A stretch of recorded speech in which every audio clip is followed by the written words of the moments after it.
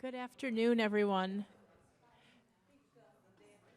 Welcome to our Intro to Neurodiversity. We would like to get started. We have a lot to cover. So if I can get everyone's attention, please. I feel like I need to clap, but I'm not a teacher and good at that. So I'll just keep talking until everybody catches on. Awesome. If we can get everyone's attention up here. This is usually a 2-hour presentation that we are going to make happen in an hour and a half. So we really want to make sure we have time to cover everything with you today. So thank you for joining us. This is our Intro to Neurodiversity presentation. If you think you're in the wrong place, stay. Our presentation is better than anybody else's. I might be partial, but it's okay. But we thank you for coming and joining us today. I'm Miranda Grunwell. I use the pronouns she and hers. I am the Community Education Coordinator at Disability Network Southwest Michigan. We're out of the Kalamazoo office. A brief description of myself is a white female with medium-length curly hair, wearing glasses. And co-presenting with me today is Max, and I'm going to let Max do their intro. Hi, I'm Max Hornick. I am a community education specialist for Disability Network Southwest Michigan. I've worked there for 5 years now. My pronouns are they, them, and theirs. As a brief visual description, I am a white non-binary person with glasses and short red and purple wavy hair. The in code for our session today, so we don't forget, is 54. So take note of that. Say it one more time for people. The in code, and I will repeat that again, is in code 54. Yeah, no, that's what I kind of wanted to say was bingo. All right. So today, yes, we will be presenting an intro to neurodiversity. Our first slide here says our title for today, Intro to Neurodiversity. It has our Disability Network Southwest Michigan logo and the contact information for Miranda and for myself. So our conversation doesn't have to end at 2:30 today. If you would like to follow up with us, please feel free to reach out to us. And this is Miranda. We also did provide this PowerPoint ahead of time, so it should be a resource in the conference thing. I don't know how it works because we didn't come. We're only here for presenting today, so I don't know how the conference stuff works. If for some reason you can't access it, it's not accessible to you, you can grab a business card from one of us and you can email us, or we can get your email from you. We don't want this to not be accessible, so if there's something that we need to change to make it accessible for you, please let us know and we're happy to do that. And I have business cards too at the end if you need them. Thanks, Miranda. So I am going to get us started, and actually, I think Miranda has the next slide. Perfect, thanks. This is Miranda. So we start all of our presentations with the definition of what a disability is. And we do that because we recognize that all of us in here today have an idea of what disability is. Whether we're a person with a disability, friends, family, loved ones, our field and where we're working, we all have many different ideas and definitions of what a disability is. So today, just to help with some common terminology, when we talk about disability, we're using the definition from the Americans with Disabilities Act Title I, which is a person with a physical or mental impairment that substantially limits one or more major life activities. So questions that we get a lot is, well, I'm bipolar, does that count? I have a brain injury, does that count? And so it could. We always goes back to that definition. And so a lot of times disability it's bigger and broader than what we think. The world that we live in, social media and these things, they teach us that disability, you have to look a certain way or act a certain way. And we know that that's not true. We're seeing a lot of people too that will be like, well, I don't get Social Security, so I'm not disabled. And we know that's not true. Many people can have a disability and not receive any services. Recently, I had a young person that said, well, I didn't have an IEP in high school. Do I count? No, yes. Not everybody needs an IEP in high school to have a disability. And so it's just interesting over the years doing different presentations and what people think when they think about disability. The image on this slide is a photo of 10 young adults with disabilities smiling for the camera on their first day of work for a summer job program that we offer. And we picked this picture on purpose, because sometimes people will look at this photo and say, well, I don't see any disabilities there. And that's because 80% of all disabilities are non-apparent, meaning that a person would have a disability even if you don't look at them. And so as we're working with people and interacting with others, it's important just to remember that someone might have a disability even if we don't see it. I do also want to acknowledge that the ADA also protects people who have a record of such impairment or is regarded as. I'm not going to go into those details today, but I do just like to acknowledge that. So if you do have questions or concerns about that, you can reach out to us and I can talk to you directly. I usually see those in the employment setting, so if you do have questions about that, we're happy to talk about it. Okay. We're used to Zoom, so it's really weird to have the screen to my side. We don't do many in-person things anymore, so this is new for us. So next I wanted to just help us on some terminology still. So neurodiversity is a term that was coined by the autistic sociology researcher in 1998. It refers to the wide range and variety in humans' brains and minds. These variances could include things like chemical, structural, electrical, or developmental differences in the brain. The existence of neurodiversity is a scientific fact. It's not a philosophy. Like other forms of diversity, neurodiversity is a feature of a group, not an individual. A single person cannot be neurodivergent. Did I get the right one? Neurodiverse. Neurodiverse. I always pick the wrong one. But a group of people can be. So for example, Disability Network has a neurodiverse staff because people with lots of different types of brains still work there. And the image on this slide is of a blue square with an icon of a head outlined in white, highlighting the person's brain there in white. And so to help us with more terminology, I'm going to actually turn it over to Max to go into more detail on terms. This is Max. So as Miranda mentioned, one person can't be diverse, right? A group of people could be diverse. So one person can't be neurodiverse. Sometimes I hear people use that word to describe one person. Probably the word they are looking for is neurodivergent. Neurodivergent is an adjective. It describes having a brain that differs significantly from the societal norm. And this could be something present from birth, or it could be acquired throughout the lifespan. It's an inclusive term. It was coined by Kasayana Asasamas, who is a multiply neurodivergent neurodiversity activist. So multiply meaning this person has multiple brain-based disabilities, multiply neurodivergent. And this term includes all brain-based disabilities. So neurodevelopmental disabilities like autism or ADHD, as well as psychiatric diagnoses like bipolar or schizophrenia, and things like epilepsy or migraines, learning disabilities, intellectual and cognitive disabilities, brain injuries, and other neurological disabilities like Alzheimer's or multiple sclerosis. So it's a really broad term. I think a lot of people who are not familiar with it, when they hear it, they think autism and ADHD and that's it. But it's much, much bigger than that. This term also includes people who are deemed, quote unquote, gifted. I was labeled as gifted as a child. I participated in the gifted student programming from kindergarten through 8th grade when it ended in my district. I'm personally not a fan of the term gifted. And I believe the vast majority of so-called gifted students are really neurodivergent in other ways as well.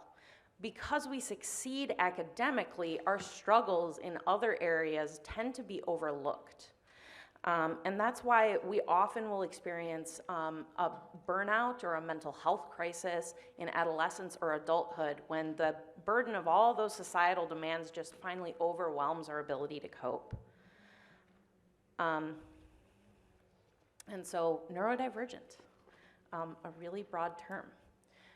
The next word I'm going to define here is neurodivergence, and this is a noun that means a brain difference. It's whatever it is that causes that person to be neurodivergent. Neurotypical is an adjective that describes having a brain with normative functioning. So if a person is neurotypical, their brain works more or less in the way that society expects and is designed for brains to operate.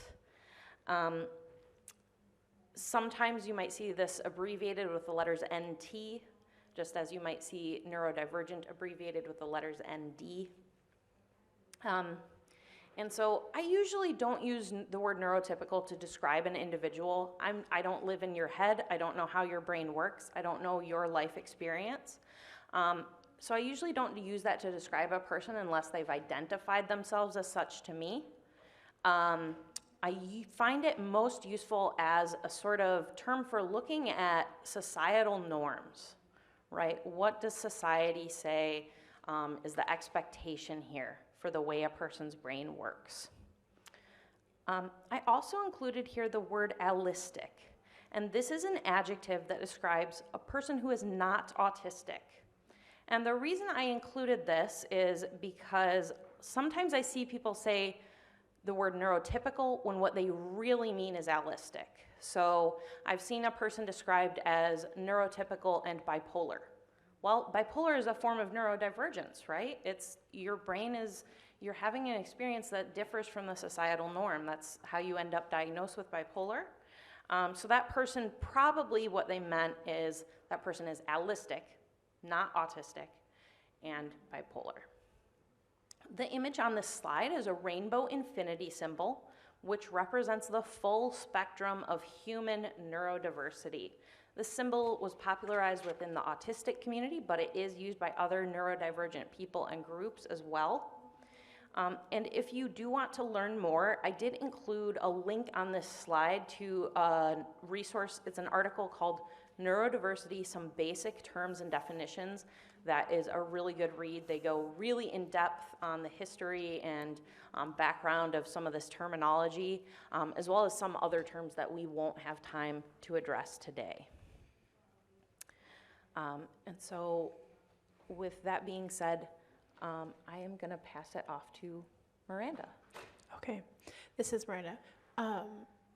We will save time at the end for questions, but before we do, any questions or confusions on terminology before we build on that? That's a good point. I just thought about that. Want to make sure we have a shared understanding of vocabulary. Yeah. Neurodivergent. Give me that one again. Neurodivergent? Yeah. This is Max. It means that a person has a brain that differs significantly from the societal norm. So it could be a mental health diagnosis, it could be a developmental disability, it could be any type of brain-based disability, or this person could potentially be what people call gifted as well. But oftentimes, I think a lot of times gifted people or people who are labeled as gifted experience more disabling aspects of neurodivergence that get ignored because of their academic achievement. Yeah. Okay, so you got the real, so you got the brain going now. What about autistic children, though? This is Max. That would absolutely be, autism is absolutely a form of neurodivergence. So yes, that would fit under this. Neurodivergent is sort of this overarching umbrella term, if that makes sense. Okay. Cool. I've seen people who like that word better, use that word Mm-hmm. to Yeah. describe themselves. Yeah. And a lot of people do, because a lot of people have multiple, different experiences that are impacting, their brain. There's a lot of co-occurring disabilities. So sometimes people, instead of identifying, one specific diagnosis, because maybe they have three, they might just say neurodivergent, because that kind of includes everything that affects them, if that makes sense. Yeah. There you go. So an example is say, if I'm talking about myself, I could say I'm neurodivergent. I have Yeah.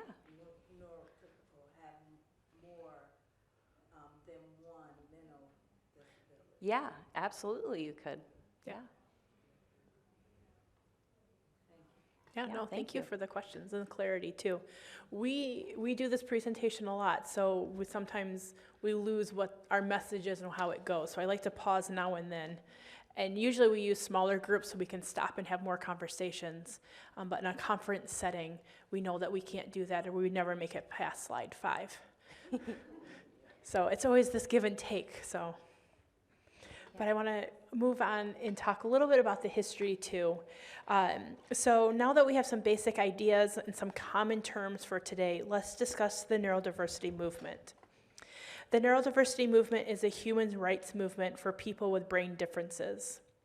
This movement is very broad, so not everyone involved has the same beliefs or ideas around it. The neurodiversity movement applies to the social model of disability or the holistic model of disability to brain-based disabilities. So if you're not familiar, the social model of disability is the idea that we are more disabled by society and the way that things have been set up than our actual disability ourselves. The holistic model of disability says it can be the medical model, which medical model meaning, you need to be fixed or cured. And then, so the holistic model takes both. It takes the medical model, the social model, and says both, and looking at really the individual and what they want. If you're not familiar with the models of disability, when you have access to the PowerPoint, there is a link here for the holistic model. Most people are familiar more with the medical and social model, but a holistic model is new for a lot of people, and it was even newer to us too. And so for this, disability is really just seen as nothing that needs to be fixed or cured. It's just part of who we are, and it's okay to be us. And so the neurodiversity movement was started in the 1990s by an autistic right activist, but it's not inclusive to the autism community. In many ways, the neurodiversity movement aligns with the Mad Pride movement of people with psychiatric diagnosis and the self-advocacy movement of people with intellectual and developmental disabilities. The neurodiversity movement advocates for social acceptance and inclusion of people with brain differences, and it believes that therapies, medical treatments, and supports should focus on the individual's needs, wants, and their goals, and it shouldn't be to quote-unquote normal. So on the next slide here, this is like our humor comes out here. It says, in other words, the neurodiversity movement believes that normal is not superior. The image on this slide is of a black and white photo of a brain in a jar, and it's labeled, "Do not use this brain, abnormal." The Mel Brooks fans out here will recognize this from the movie Young Frankenstein. So far too often, we've been taught to be normal. I identify as having a learning disability. I've had my whole life. And I remember from a very young age to even just last week, family saying to me, you need to act normal. If you're going to make it in this world and you're going to be successful, you need to act normal. You need to learn how to read, you need to learn how to write, and you need to learn how to sit still. I'm not a good sit still person. I fidget usually and have something always moving. My grandpa last week actually said this. I went to an awards ceremony with him for my grandma, and I was fidgeting with my fork at the table. And he's like, people are looking. And I was like, I'm okay. They're going to look. And so this goal that we teach so much to be normal, let's just be us. However that is, let's just be us. And let's change this abnormal.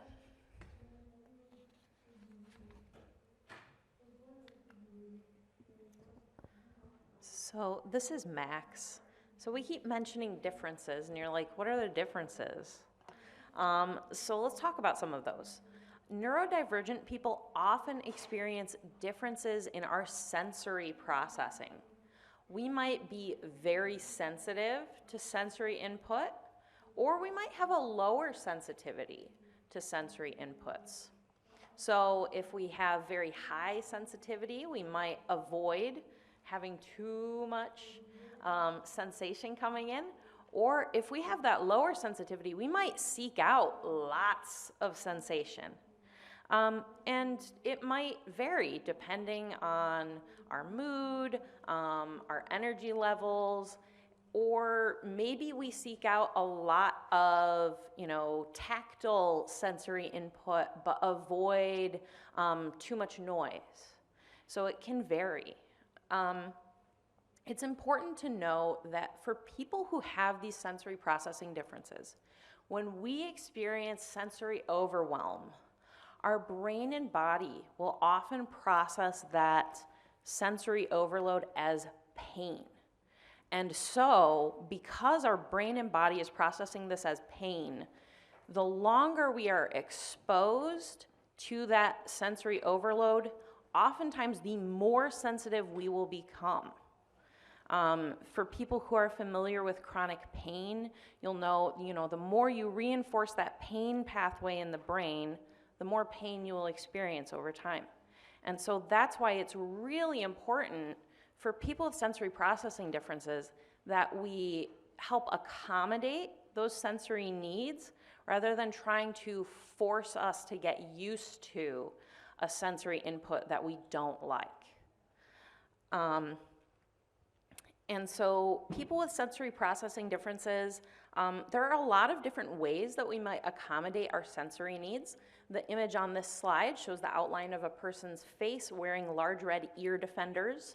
They look kind of like big over-ear headphones, and they help block out too much noise for people. So that's one example of a sensory accommodation a person might make.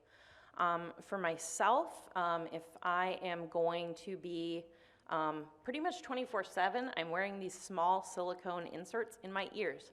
And what they do is they help reduce distortion, and they take the harsh edge off of noises for me. So that's one thing I do for myself. If I was going to be in a space with fluorescent lighting all day, like if you had seen me at the office that we have in Kalamazoo, I would be wearing sunglasses because for me, fluorescent lighting can trigger a migraine. Another way that people might accommodate their sensory needs is through stimming. A stim is a self-stimulatory behavior that helps a person regulate their sensory input and oftentimes express their emotions. Some people, you may see them in their good, happy, energetic mood. They may have happy, flappy hands. That's not me. If I'm flapping my hands significantly, I'm very stressed out and frustrated and I'm trying to calm down. And so all people stim sometimes, regardless of your neurotype. But neurodivergent people, we might do so more often or in ways that are deemed as less socially acceptable.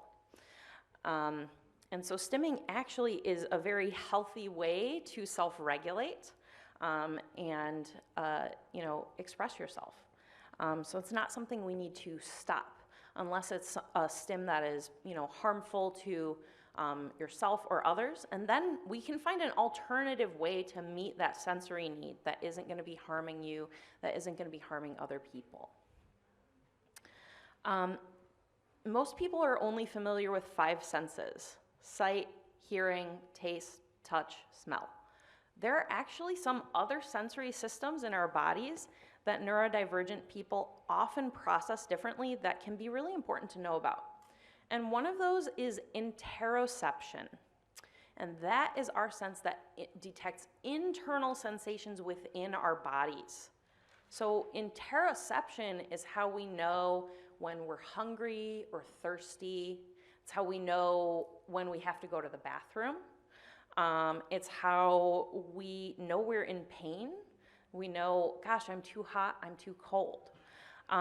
And a lot of neurodivergent people struggle to identify sensations within our bodies. The difficulty with recognizing those internal body sensations also oftentimes contributes to what is known as alexithymia, which is difficulty identifying or describing one's own emotions. So if you think about how a lot of people describe their emotions, they'll say things like, oh gosh, I have butterflies in my stomach. I'm having a lot of anxiety, I've got butterflies in my stomach. Well, that's an internal body sensation, right? So if you are struggling to notice and recognize those internal body sensations, it can be really hard to identify the emotion that goes along with that internal body sensation. I really struggled with alexithymia when I was a kid. I often wouldn't really process my emotions about something until much later. I did theater when I was young, and the night of the final show, all the other kids would be like, "Oh my gosh, I'm gonna miss you so much." They'd be like hugging everyone and crying that they weren't gonna see each other at rehearsal again. And I always just felt kind of like this empty blank slate emotion, which was like, I don't know, I didn't really feel much of anything. It took me like a week or two before I started to feel some of the things people were feeling then. And I always, wondered, like, what is wrong with me? Am I a robot? Am I an alien? Like, why am I not all these, other little girls crying about how they're not gonna see me at rehearsal? No, I'm not a robot. I'm not an alien. I just process emotions differently. And that's okay. But I didn't know that was okay, right? Because people didn't talk to me about this stuff. So I think that's one of the most valuable aspects of understanding some of these different features of neurodiversity is that we can help people understand themselves from a younger age so they don't grow up feeling like, am I all alone? I'm the only one who experiences this. Because the truth is, I'm sure I wasn't. Another important sense to know about is proprioception. And that is our sense that detects the movement and position of our body parts. Neurodivergent people might have some difficulty processing our body's location in space. This can cause us to sometimes be more clumsy and less coordinated. Another really important sense to know about is vestibular processing. That is our inner ear sensations that help us have that sense of balance or equilibrioception. Neurodivergent people might seek out lots of vestibular input. I know I've definitely encountered, lots of neurodivergent people who like doing flips and spins and all of those things. Or we might be very sensitive to vestibular input. I always wondered why when I would do chores like laundry where it involved a lot of like bending over to pick up and fold the laundry and set it back down, I would feel like dizzy and nauseous and like emotionally dysregulated and irritable. It turns out I'm just sensitive to that vestibular input. So now that I know that, I can go, okay, well, I'm gonna set the laundry basket down on the couch and I'm gonna sit on the couch and fold the laundry that way so I'm not bending over a bunch and making myself feel sick. So it's easier to accommodate our sensory differences when we understand what they are. And that is gonna take me to the next slide. I'm gonna pause a second for questions because I think I just threw a lot of information at you.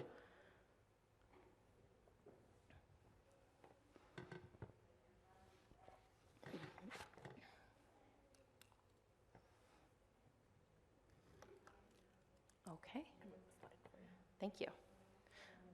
So that is going to bring me into movement differences. Movement differences are also very common among neurodivergent people. And those differences in proprioception that I talked about are one of the reasons that neurodivergent people might move differently than neurotypical people. The image on this slide shows a person's feet in white sneakers standing on their tiptoes because toe walking is a very common movement difference among neurodivergent people. And one of the reasons that is hypothesized this is so common is that it provides a lot of proprioceptive input. You get this bouncy sensation in the ball of your foot, in your ankle, and in your knee when you do a tiptoe walk, and you don't get quite so much of that bounce in all of those joints when you're doing a heel-toe walk. We talked about stimming in relation to sensory differences, and repetitive movements like rocking, hand flapping, and other fidgeting are really common stims for neurodivergent people. For myself, I've got all kinds of little fidget tools that I use to stim when I need to listen and focus. Another concept that may impact our movement is executive function. So executive functions are the mental processes that direct goal-oriented behavior. For people who have strong executive functioning skills, when they want to complete a task, they can envision the steps for how to get there. Sometimes for neurodivergent people, we might struggle with this. Sometimes when we get assigned a task that we have to do, it can seem really overwhelming, like it's just this huge wall in front of us. So, and some people with ADHD have described this as the wall of awful, which is made up brick by brick over a lifetime from disappointments, rejections, and failures. And so, seeing a wall instead of the path to get where we're going can make it really hard to get started on a task, including just initiating physical movement. And so we might sometimes need some help to break down the steps for that task so we can move past that wall and know the path for how to get this done. Some important brain differences to know about are apraxia and dyspraxia. These are used pretty much interchangeably, but these are brain differences that disrupt motor planning. So when a person has apraxia or dyspraxia, our brain knows we want to move, but the message is somehow disrupted on its way to telling our muscles to move. A lot of people describe this as sort of a brain-body disconnect feeling. Dyspraxia is also sometimes called developmental coordination disorder. The word apraxia is most commonly referenced when talking about speech, but it can affect other types of movement as well, not just speech. I sometimes have non-speaking episodes, and when I have these, I can think of the words I want to say, but I cannot coordinate all the body movements to make myself talk. So when I have those, I use text-to-speech apps on my phone. The one I use on my phone is called Speech Assistant. The one I use on my PC is called Talk for Me. For me, I have many years of experience in typing. The letters are always in the same place on a keyboard, and so I know that motor plan very, very well. And so, I don't have to type to communicate. I don't have to be sure to coordinate my diaphragm, my lips, my tongue, my jaw, and my vocal folds all in the exact right way at the exact right time to type, only fingers. And so for me, typing tends to work better when I'm struggling with getting my body to talk. And those text-to-speech apps like I use, those are just one form of augmentative and alternative communication, or AAC for short. And this describes communication methods other than oral speech, other than talking with your mouth. So for people who have apraxia, large body movements, like moving your arm to point at a letter on a letterboard, or moving your head to tap a switch, can be easier to develop than the fine motor skills that you need for speech or for typing. Speech is one of the finest of fine motor skills. There are so many moving parts that are required for speech. There are many other forms of AAC that neurodivergent people might use to communicate, like letterboards, sign language, picture communication books, or symbol-based speech-generating apps. Some neurodivergent people also experience motor disinhibition, or involuntary body movements. I've experienced this myself. I remember a couple of summers ago, I was talking with Miranda at work, and I interrupted her just to repeat the last half of her sentence. Sometimes this is referred to as echolalia, repeating something you've heard. And I actually did not know what had happened because it was, like I said, involuntary. I actually clapped my hand over my mouth in embarrassment because I didn't know what my body had just done. Since then, in learning more about neurodiversity and my neurodivergence, I know echolalia is just a different way of processing language. I probably didn't need to be embarrassed about it, but I just didn't know at the time. Vocal tics and motor tics, like people with Tourette's syndrome and other tic disorders experience, is another manifestation of this sort of motor disinhibition. And again, people oftentimes describe this as a brain-body disconnect, where, you know, instead of with apraxia, where your body is not doing the movements your brain is asking for, your body is doing movements your brain didn't ask for. And so that is just kind of another way that might show up for people. Are there any questions on movement differences?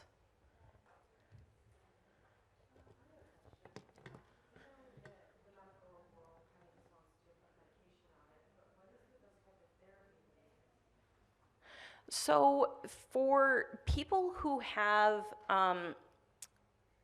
some of these movement differences, like apraxia or dyspraxia, oftentimes working with an occupational therapist can be helpful to develop some of those motor skills.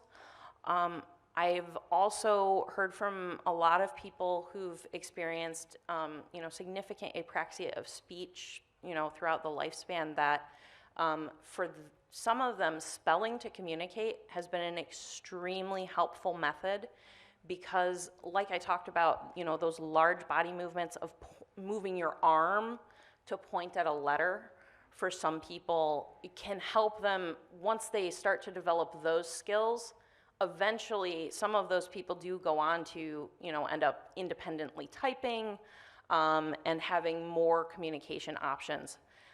So I think also, you know, potentially working with a speech therapist who has some experience with different AAC methods when speech is not working for someone can be also potentially helpful.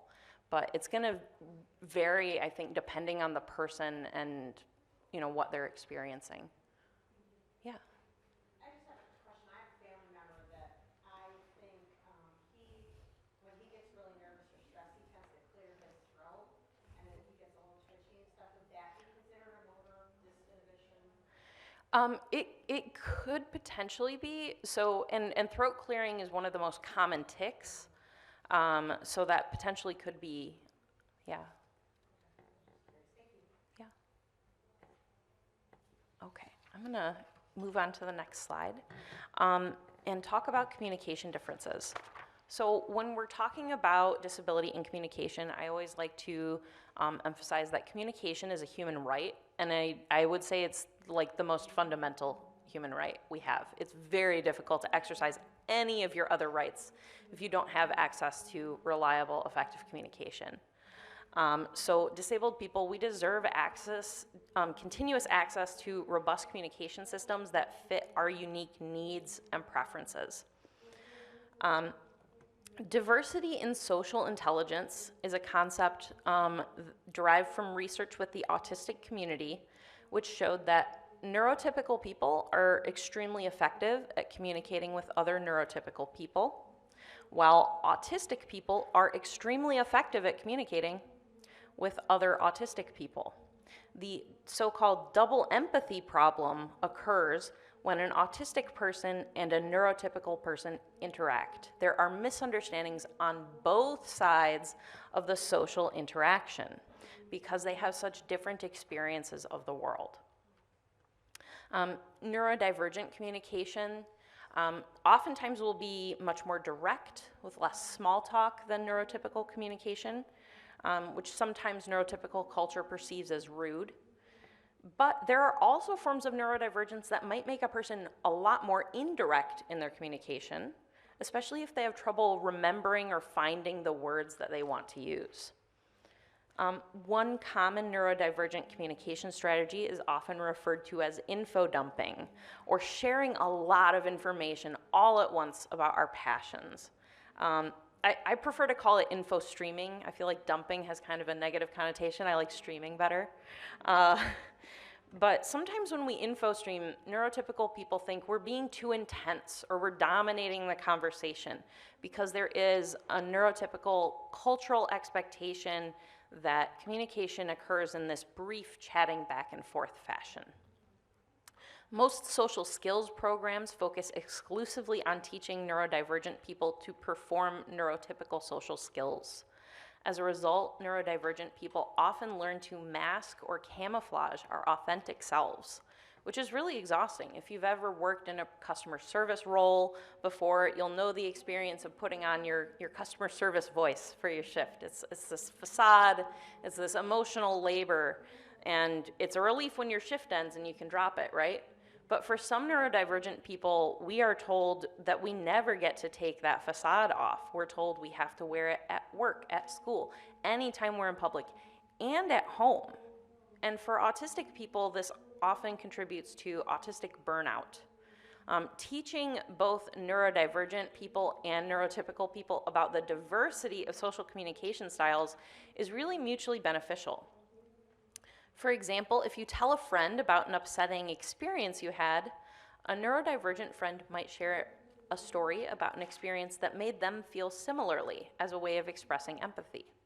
A neurotypical friend might express their support by saying, "I'm so sorry that happened to you. You didn't deserve it."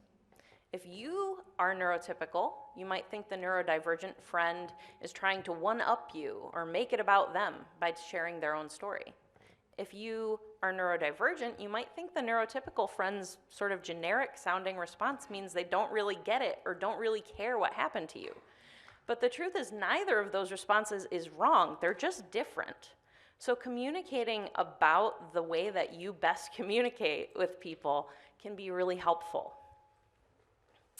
The image on this slide is a drawing of a child chewing on a necklace. Text reads, "I look different when I listen. I may stare into space to focus on what I hear. A blank expression means I'm thinking.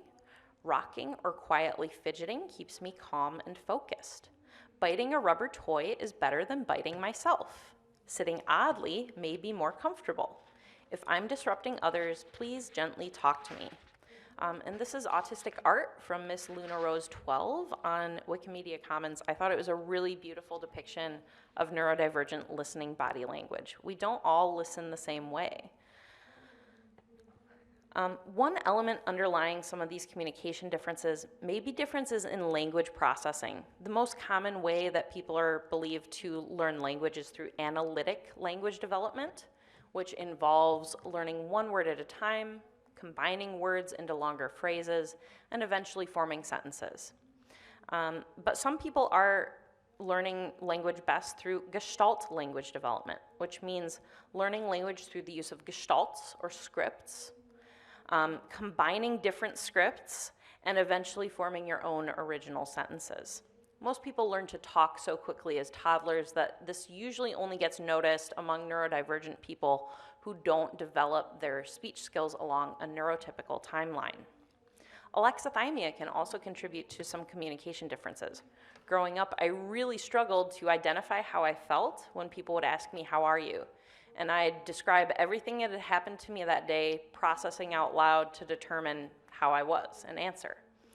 I thought something was wrong with me because everyone else always just said, "Fine." And I was never just fine. I was 17 when someone finally told me, "Hey, most people just expect you to say, 'Fine, how are you?'" And so I quickly learned that script, and I used it even in places where I probably shouldn't, like when I'm talking to a therapist. "How are you?" "Fine." Well, that probably doesn't get you the therapy you need, right? So I have had to try really hard to not always default to that script in recent years. And I am gonna pass it off to Miranda because I have gone over my section here. Oh, that's okay. Awesome. And so this is Miranda again. Now that we know more about sensory and movement and communication differences, I want to spend a little time talking about ableism towards neurodivergent people. What is ableism? Ableism is the systematic oppression, mistreatment, and/or exploitation of people with disabilities. A common feature of ableism is discrimination in favor of the non-disabled person. That's usually how I think of it. It's the easy way of thinking about it. And ableism shows up in many different ways. And we actually have two presentations, Ableism 101 and 102, that we offer. We're actually offering it free next month virtually. And so if you go to Disability Network Southwest Michigan's webpage, you can sign up and attend that. So if you want to learn more, but today this was a section that I had cut some information from. But the image on this slide is nothing about us without us. And this is the rallying cry from the disability community, because far too often it's the non-disabled person making decisions for us, people with disabilities, and that isn't how it should be.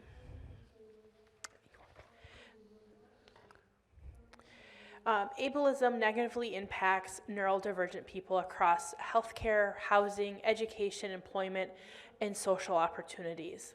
The image on this slide is artwork by Abigail Southworth, depicting a woman with two heads. One head is pale blue with dark blue hair and is frowning.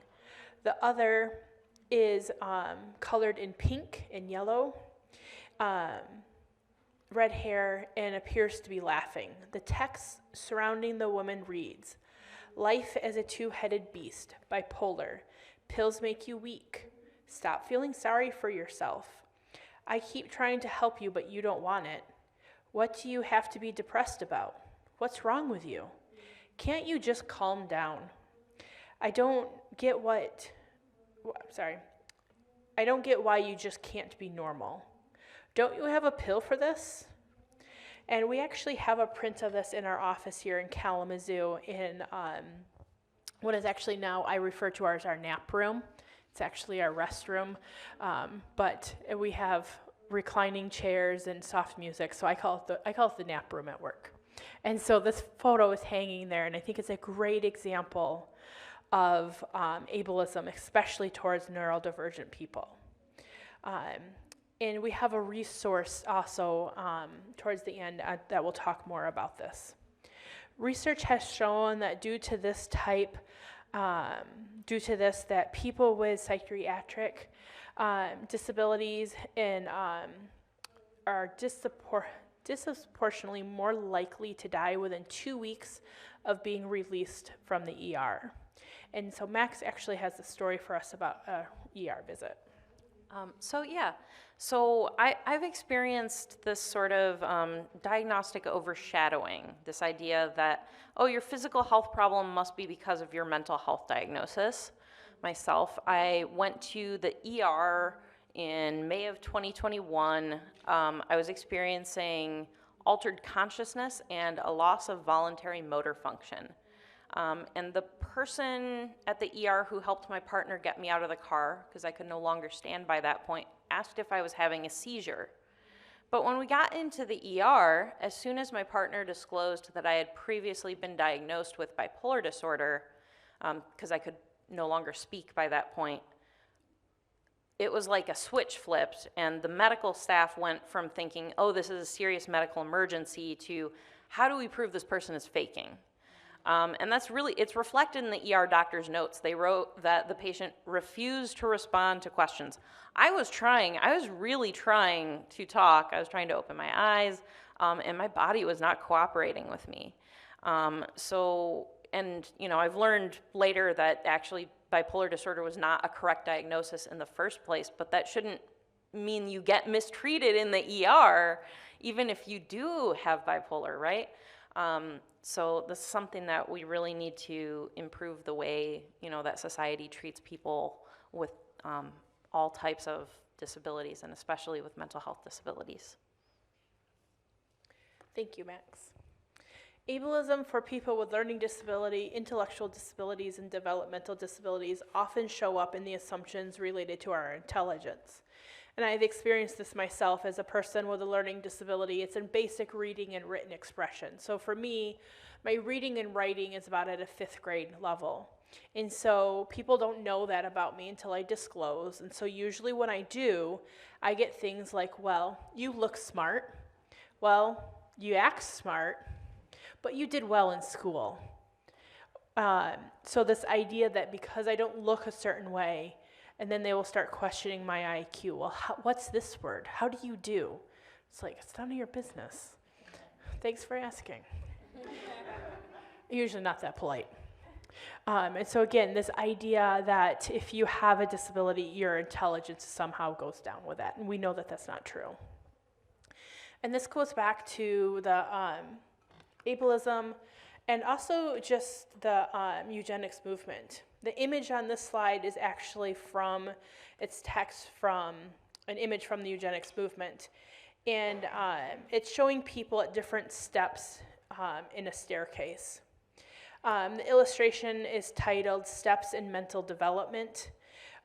Where they stumble is the limit of development on each type. So I'm going to describe this.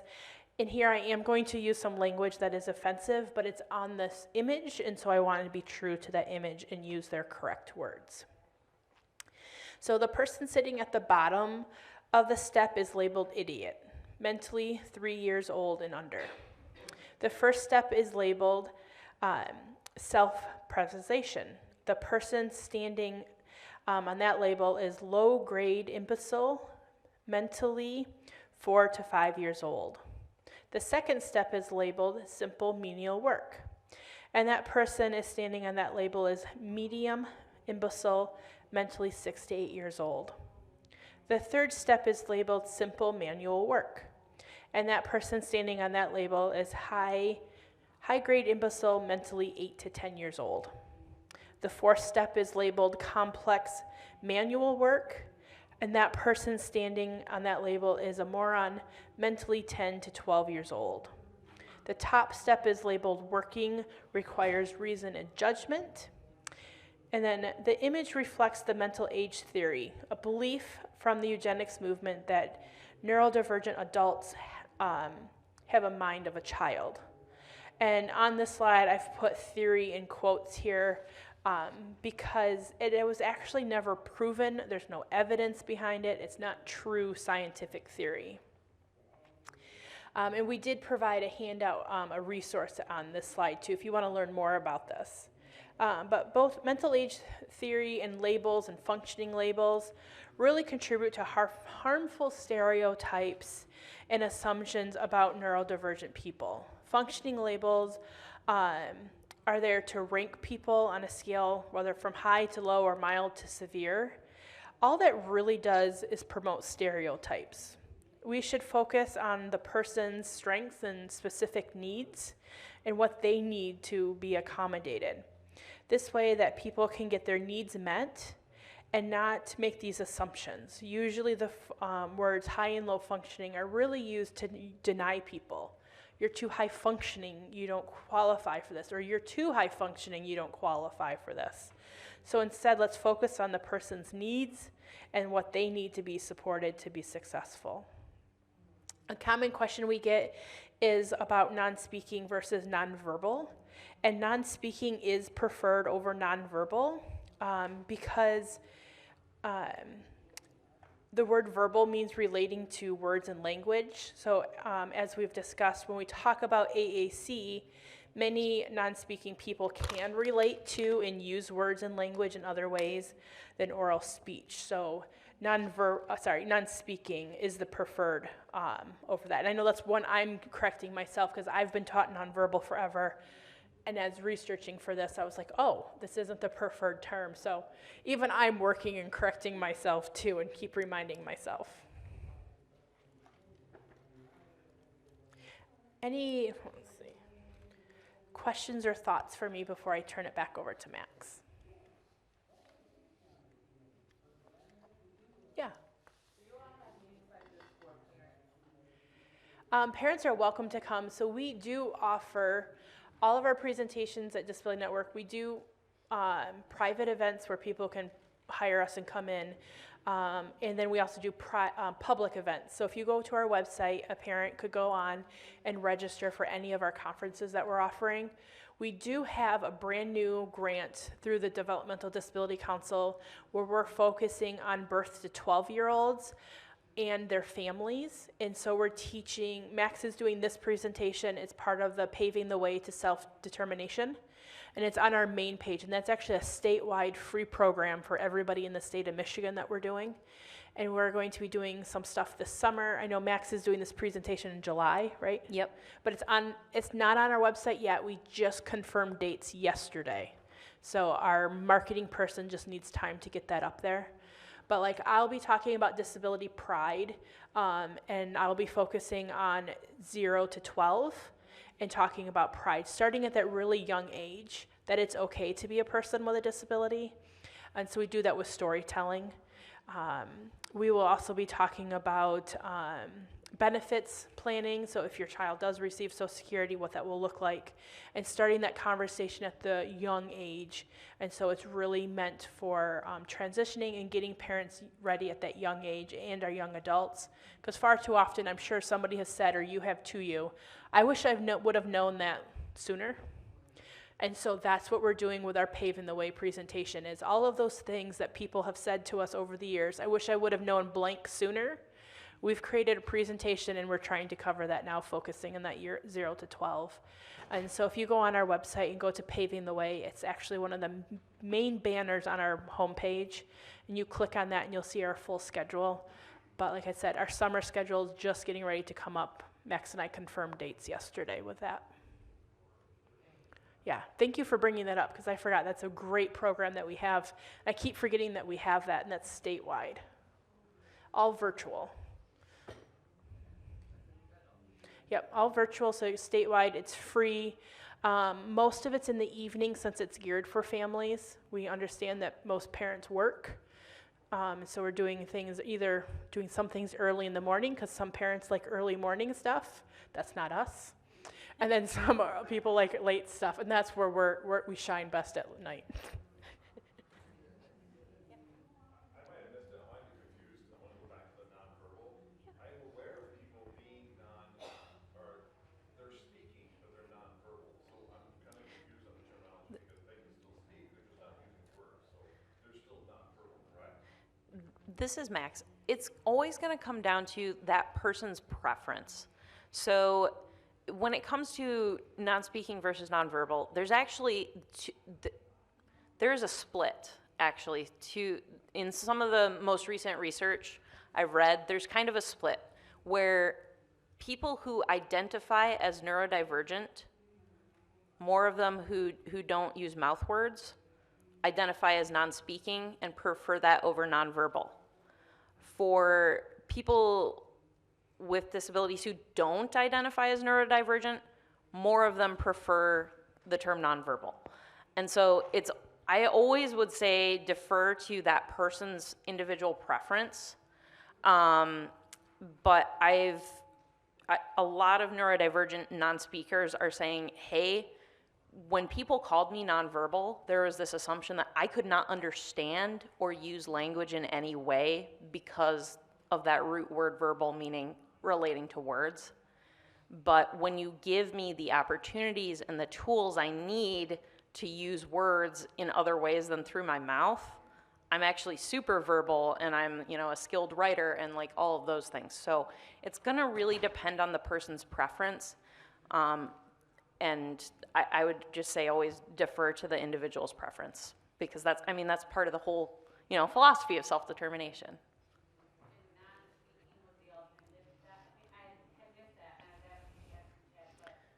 Yeah. Yeah. No problem. Yeah.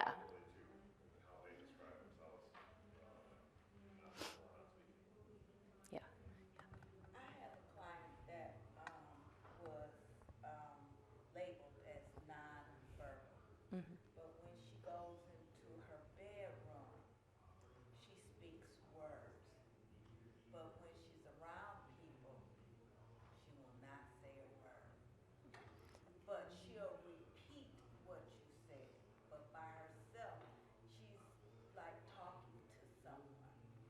And so a supervisor explained to me that she was not nonverbal, because just because I didn't hear her say a word, that she's not nonverbal. And that was like mind blowing Yeah. to me, you know. Yeah. Just Thank you. All right. I am going to go on to the next slide just to, oh.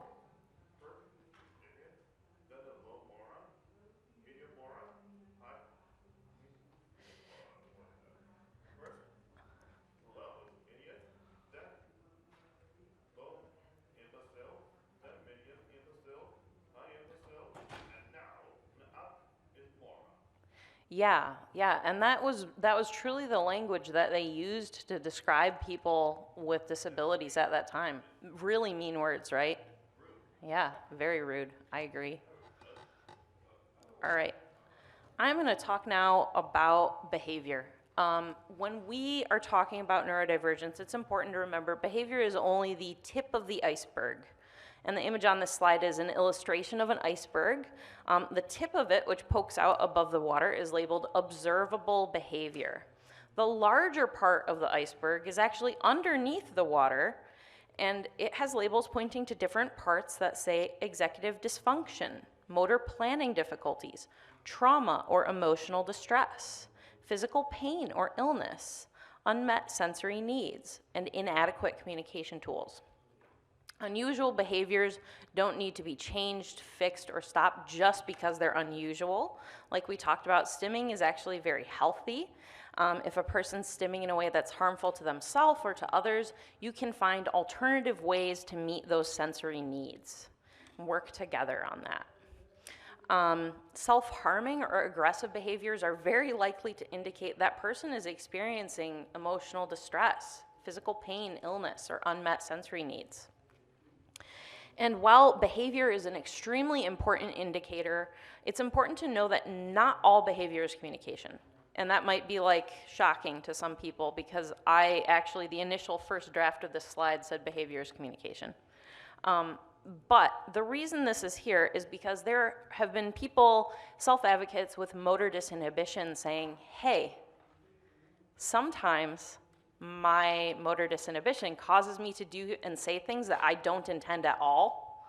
And so it would be harmful for you to misinterpret my vocal tics as voluntary speech and interpret them as intentional communication. So sometimes behaviors are not for you, but sometimes they can be providing very important information about what a person is experiencing and what they may need. Applied behavior analysis, or ABA, and other techniques that manipulate a person's behavior through rewards or punishment can sometimes undermine a person's intrinsic motivation.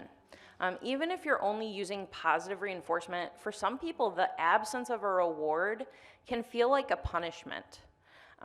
Those rewards and punishments are external factors we use to motivate a person, extrinsic motivators. And overusing extrinsic motivators to make a person comply with your wishes can diminish their intrinsic motivation. That just internal desire as a human being to connect with others and to do well. Sometimes when we focus so heavily on the rewards, it can promote a transactional view of human interaction rather than a relational one. And relationships are really important. These methods also, unfortunately, sometimes they make people with disabilities more vulnerable to abuse when they teach people with disabilities to unquestioningly comply with any demand that a person in authority makes. And so if we're using, behavior-based approaches with people, we need to be extremely careful that we are not that we're honoring people's no, whether that no appears through words or through behavior, and making sure that there is consent or assent to what is going on with that person, so that we're working with a person and not doing things to a person. Seclusion and restraint especially, we know, cause serious trauma, and that will tend to lead to more distress-based behaviors. Our neurodiversity affirming approaches are going to be those that promote autonomy, that self-determination, those personal choices, and connection, building relationships with people, rather than coercing a person into compliance. It's really hard for us to provide trauma-responsive and neurodiversity affirming supports if we are valuing that compliance over the person's autonomy and that connection, those relationships. And I am going to go on to the next slide before I pause for questions. So to better understand neurodivergent behavior, I think it's really helpful to learn about the different ways human brains and bodies might respond to stress. So the image on this slide is an infographic depicting the stress cycle by Janae Elizabeth, the trauma geek. In step 1 of the stress cycle, we are in a safe and social mindset with our ventral vagus nerve engaged. That vagus nerve runs from our brain, and it has branches that connect to our heart, lungs, and digestive system. The ventral branch is the part closer to the front of our bodies. And they describe this state of mind as, I am home. So we're at ease, we feel comfortable, we feel safe. And safe and social will look different for different people, right? Neurodivergent people's social mindset might look different from neurotypical people, and that's fine. In step 2, we encounter a trigger or danger. Our neuroception, which is our nervous system's threat detection system, identifies a threat. And yeah, they describe this as, there is a tiger. But they go on to say that anything could be a tiger. Our genetics and our life experiences will inform how we detect danger and threat.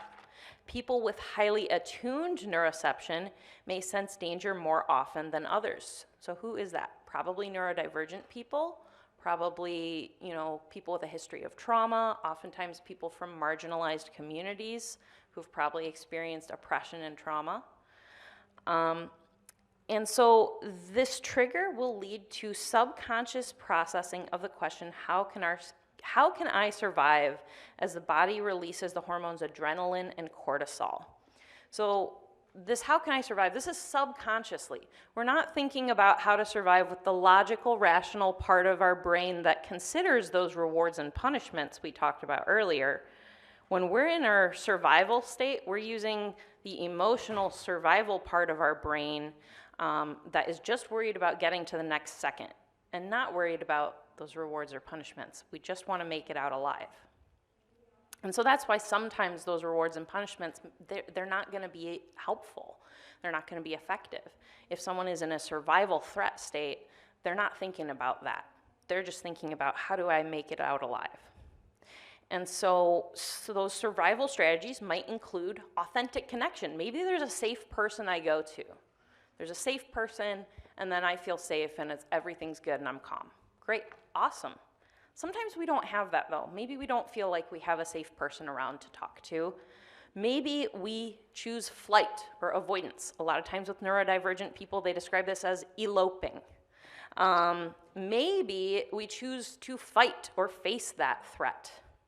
Maybe we've learned when we choose flight or when we choose fight, we end up in seclusion and restraint, which feels like an even bigger survival threat to us.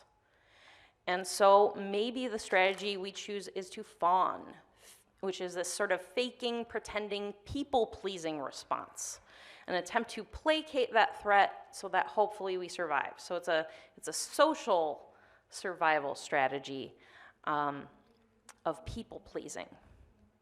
Maybe we are so overwhelmed that we just freeze. We go numb and dissociate from the threat, and hopefully when we come back into our body, it'll be gone. Maybe we're even more overwhelmed than just a regular freeze, and we are so panicked that we flop or collapse because of how scared we are from the survival threat, and hope that when we return from that flop, from that collapse, everything will be okay again. So then, in step 3, we've chosen a survival strategy, which chosen is kind of almost a stretch. It's not always really a choice because it is that subconscious processing. And we experience mobilization, which is a burst of activation in our sympathetic nervous system, and or immobilization, a burst of activation in the dorsal vagus nerve, that branch closer to the back of our body. And they describe this as escape the tiger. So mobilization, we're probably going to use that for our flight or our fight. Immobilization, that's going to be used for our freeze or our flop. And fawn is probably going to be kind of a combination depending on what we need to do to people please our way out of the situation. In step 4, we've escaped the tiger, but we still have all this adrenaline and cortisol rushing through our body, and we still feel really on edge. So we need to make our way back to connection by re-engaging the ventral vagus.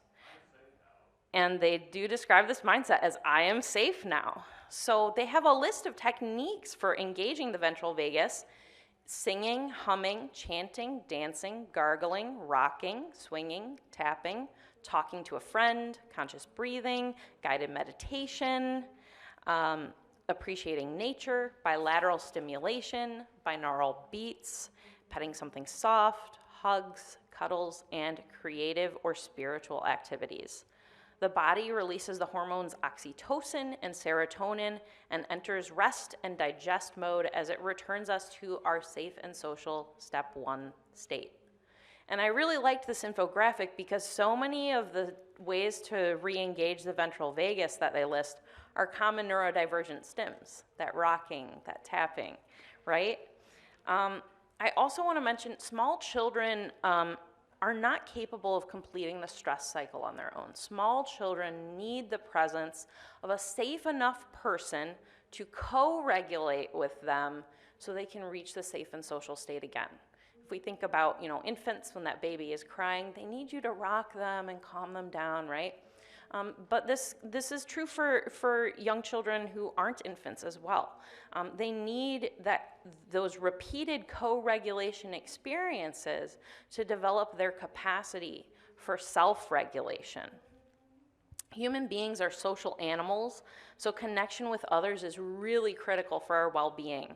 I talked earlier about how responses to behavior are most helpful when they promote that autonomy and that connection, that self-determination, and those relationships. Psychiatric hospitalization is often really traumatic because it strips people of their autonomy and it restricts their access to their connection with friends, family, and community. I've only been hospitalized voluntarily myself, but my experience with psychiatric hospitalization has also been really traumatic.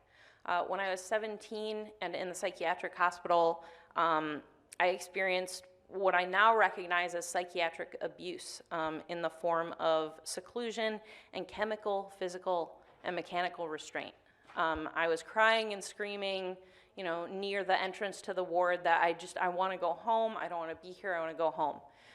Instead of providing, that human connection, that co-regulation, talking me through, I'm so sorry, I know this is really hard, you'll be able to go home in a few more days. What they did was they put me in the seclusion room, which is essentially a dark closet, alone, not a place I felt safe. And each time I ran out of there, they escalated to a new form of restraint.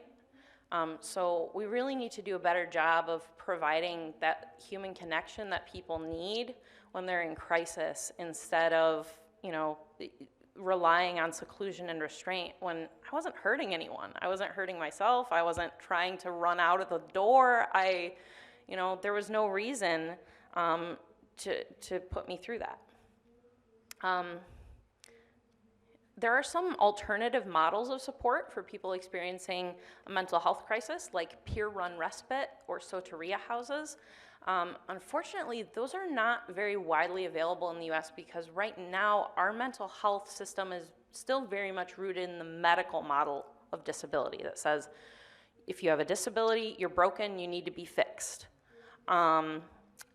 Soteria and peer-run respite houses do provide a supportive short-term residential and therapeutic environment that allows people to maintain their autonomy over their lives and a connection to their community while still accessing whatever forms of treatment they choose. And so I would like to see more of that in the United States.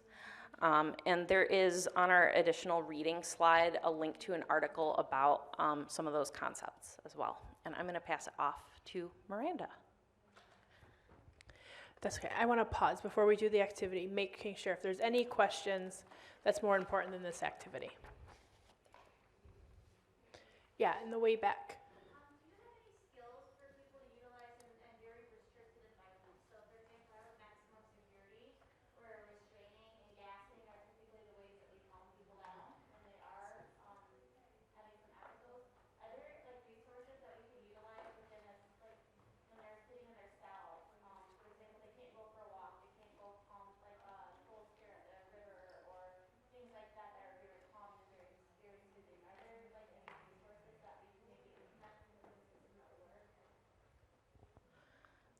This is Max. That's a really complicated question. One of the things I'm thinking about is having like some sensory, I don't know what people are allowed to have in the cell, right? But having, you know, like sensory tools that might be beneficial for some people, if that's at all possible. I don't know, that's not a space I've been in much, or, you know, I don't know the restrictions there, but that's one thought I had. It can for some people, yeah. Yeah. If you want to grab do you have business cards with you, Max? I think I, If not, if you want to grab one of our business cards and Yeah, we can I work one-on-one, that way we can Yeah. learn more about your setting yeah, and work one-on-one versus a huge thing. Yeah, no problem. But yeah, we're definitely, if anybody else has any very specific things like that, we're happy to go back, do some more research and work on that situation for you and not try to problem solve in a conference because they don't give us enough time. An hour and a half is not enough time. But I want to do, wait, not right. Okay, I want to do a quick, just have an opportunity. I know we've talked at everybody a lot. Usually this isn't how we present. We're used to more interaction. So I would like to have an opportunity. We've talked a lot about social norms and neurotypical norms. And so now I want us to give an opportunity to think about what are some of those norms that we have. And then talk an example of how this could be rooted in ableism, so that norm, and how can we rethink this. So when I think about a neurotypical norm, I think about quiet hands, something that's been told to me my whole life, this idea, so that's the norm. It's rooted in ableism because it's this idea, if you're paying attention and respectful, then you're quiet. You're sitting still, whole body listening. So that's how it's rooted in ableism. And so how can we change that or refrain it as just know that we're humans and we're learning by however we need. So I shouldn't have to have quiet hands to show respect and listening. I should be able to move however I want to move and listen. Whether I'm fidgeting, drawing, you know, some people draw, some people doodle. I've seen more and more people knitting and crocheting on Zoom calls and meetings, and I love it. It's like, go you. So that is one of the norms that I think about. Usually we'd have us break us into groups, but if you want to just, if you have one that quickly came to mind and you want to share, you're welcome to do so. But I know for some, doing an on-demand response isn't nice either, so. Yeah. Having no filter. No filter, yep. Sharing too much, I think, is a neuroatypical kind of response that gets a lot of shame for talking too much and sharing too much and giving too much personal detail. Yeah. So yeah, that norm of oversharing, definitely, yep. Yeah, eye contact while you're speaking with somebody, definitely. That's just a social norm. In some cultures, we know it's not even polite to do that. So, yeah, you don't have to do eye contact. I don't know if this is separate from what you said already, but I never thought about this prior to having kids, but now that I have kids, especially ones that are in daycare, the amount of times that I've been told, they wouldn't sit still during circle time. Like 3 years old, he doesn't sit still ever. Yeah, Now I think about that, and I'm like, why is that the norm or expected of them? yeah, that's sitting still at 3 years old. Yeah, that shouldn't be the social norm. I have a niece who is 3. She doesn't sit still. No, never. I've never seen her hold still at all. Yeah. So thinking about these norms and, you know, questioning them in yourself. If you do have that norm that you have for yourself and you think that, and then, you know, stop and just work on that. One that I originally thought when we first started doing Zoom and people were crocheting and knitting, at first I was kind of upset by it. I was like, how rude. And then afterwards I'm like, actually they're participating the most, Miranda. And I had to get over it myself. And so challenge those assumptions and thoughts that you have. And if it's really not disrupting anybody, who cares? And then think about age appropriateness, like with sitting still. Like what 3-year-old is really sitting still? You know, and is that appropriate for a 3-year-old to sit still? And it really just letting that individual be themselves. I'm sure there is a 3-year-old that sits still. I have not experienced that. Yeah, definitely. So there's lots of those norms. But I want to make sure we have options. Oh, sorry, the image on this screen, on this slide is a big, large blue question mark with a dot. That's the O in the word normality, overlooking a dark silhouette of a large crowd of people. And I want to have Max to wrap up with some resources. Yeah, so we did provide a slide with links to some articles that are really good reads. The first one is top 10 things you should know about apraxia according to a non-speaker. You know, I talked about my experience of non-speaking episodes, but I don't have the same life experience as someone who has never, you know, spoken words, right? That's a very different experience. So to get some perspective from someone who has that life experience, that's a really good read. There's a guide to autistic burnout from the Autistic Women and Non-Binary Network. So if that's something that you or someone you care about or work with is dealing with, that is a good read to check out. The article, My Experience with Diagnostic Overshadowing, this is by a woman with a mental health disability, about her experiences where her physical health symptoms get written off as, oh, that's just your mental health.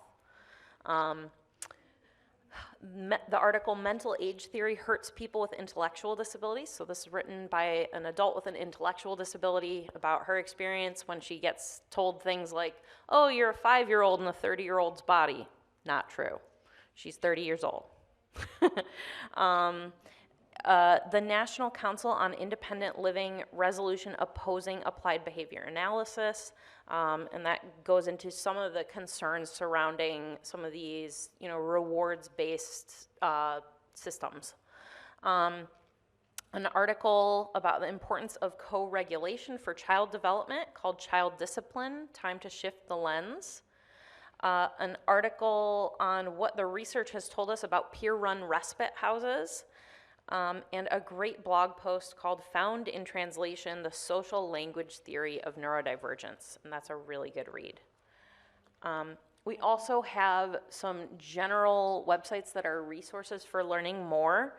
As a disclaimer, I personally do not necessarily agree with, and Disability Network does not necessarily agree with, every single perspective published by these resources, because some of them publish a wide range of, you know, different people's opinions and perspectives.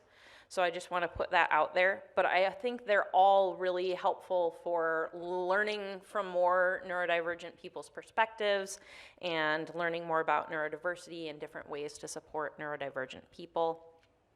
So there's the Alliance Against Seclusion and Restraint, Autistic Self-Advocacy Network, Autistic Women and Non-Binary Network, Collaborative and Proactive Solutions. That is focused really on when we're, you know, concerned about someone's behavior, working with them on identifying what are actually the problems they're facing, rather than focusing on just like, how do I make your behavior change?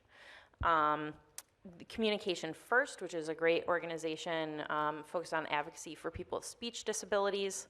International Association for Spelling is Communication, Madden America, which publishes lots of different perspectives from people who've received psychiatric treatment, Dr. Mona De La Hook, who focuses on neurodevelopmentally informed parenting strategies, Neuroclastic, which highlights the intersectional experiences and creative work of autistic people, NOS Magazine, Therapist Neurodiversity Collective, Thinking Person's Guide to Autism, and Trauma Geek.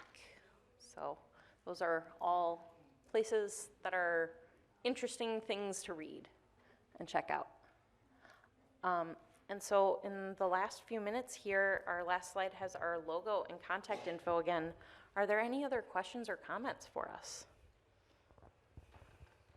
Yeah, I just want to say I wish this information would have been available in the 70s when I was a kid.